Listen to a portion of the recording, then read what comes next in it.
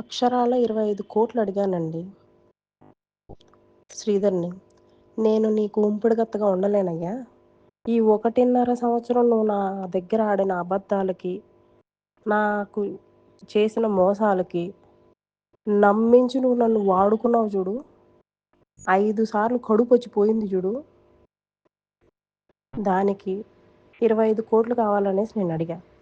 సాయంత్రం లోపు ఇస్తానన్నాడు. సాయంత్రం లోపు ఇవ్వకపోతే అక్షరాల 25,00,00,000 అడిగానండి శ్రీధర్‌ని.